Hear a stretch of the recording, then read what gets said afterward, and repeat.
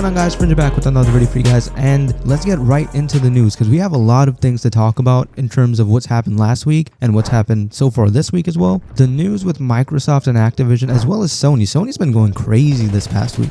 But yeah, we have a lot to cover in this video, so let's get started. Okay, to start off, Japan has officially approved the Microsoft Activision acquisition deal. They basically think that this acquisition is not a threat to like competition in the Japanese gaming market. In the JFTC's own words, the Japan Fair Trade Commission reviewed the transaction and reached the conclusion that the transaction is unlikely to result in substantially restraining competition in any particular fields of trade.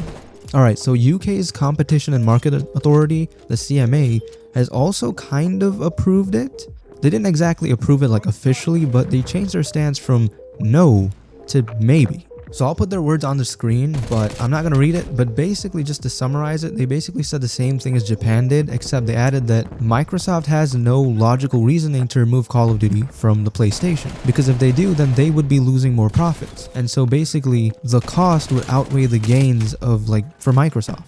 So after all of this, after Japan and seemingly UK is also leaning on the approval side, what does Sony do? Well, there's a rumor going around started by the Twitter user by the name of Rithian, who says, have it on extremely good word that if Microsoft acquires Activision Blizzard, Sony is going after Take-Two Interactive to counter it. Now, we don't know exactly how trustworthy this source is. A lot of websites are just kind of taking his word for it. So I guess for now, just kind of keep it in the back of your mind. Don't necessarily believe this. I mean, we really don't know how trustworthy his 3 trusted sources are. But for all we know, it could be true. And if it is, then this is absolutely crazy. For those that don't understand the weight of these deals, let me explain to you really quickly what these companies are doing. If Microsoft acquires Activision Blizzard, then they're going to be owning all the Call of Duty games, Overwatch, and I think World of Warcraft as well, and many other games along with them. If Sony acquires Take-Two, they're going to have all of 2K games, including NBA 2K and WWE 2K, as well as all the GTA games. And for those that don't know, Call of Duty and GTA are amongst the top 5 best-selling video game franchises in the world, alongside Tetris, Super Mario, and Pokemon. So by no means are these deals small deals. These deals could literally change the landscape of the gaming world. Okay, so I'm going to close off this video by showing you guys this one thing that Sony's been doing lately. It's absolutely shady, alright? So shady, it's weird. You can even say that Sony is paranoid at this point. Okay, so recently Sony filed a patent for a universal controller, which is basically just a controller that can be used on virtually any system, any entertainment system like a TV or even consoles. But the weird thing is, in their patent, right, in the filed and document they sent in for it,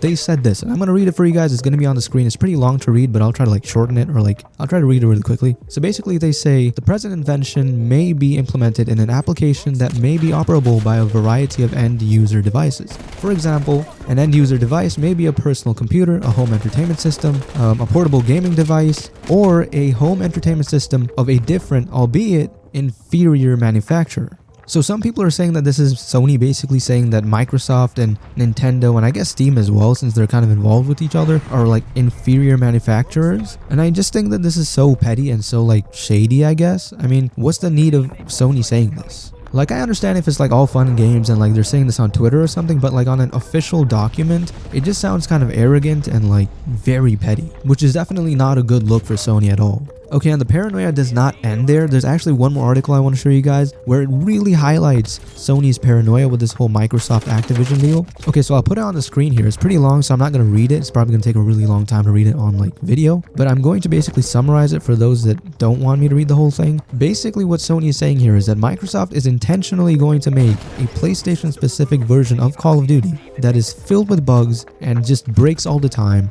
just so that people stop looking at PlayStation as a go-to place to play Call of Duty and instead come towards an Xbox. They go and buy an Xbox because they just want to play Call of Duty. And again, this is not a tweet. This is not something that was publicly released on a tweet or on Instagram or something like that. This is an official document sent to the CMA, UK's Competition and Markets Authority. It's so petty of Sony to think that Microsoft would go out of their way to create a buggy version of Call of Duty just to ruin PlayStation's image, when instead they could release a completely good version of Call of Duty on the PlayStation and earn even more revenue from it. But yeah, tell me what you guys think about this. Do you guys think this is petty? Do you guys think this is shady? Because I definitely do. I think this is some of the weirdest things Sony has ever done, and it's honestly not a good look for Sony at all. But let me know what you guys think about it. Let me know in the comments down below. But yeah, that's it for this video, guys. I hope you guys did enjoy. I hope it was informative. And if it was, leave a like, subscribe, and hit the notification bell. Turn it on so that you guys can be notified the next time I upload a YouTube video. But anyway, guys, I'll see you guys later. Peace.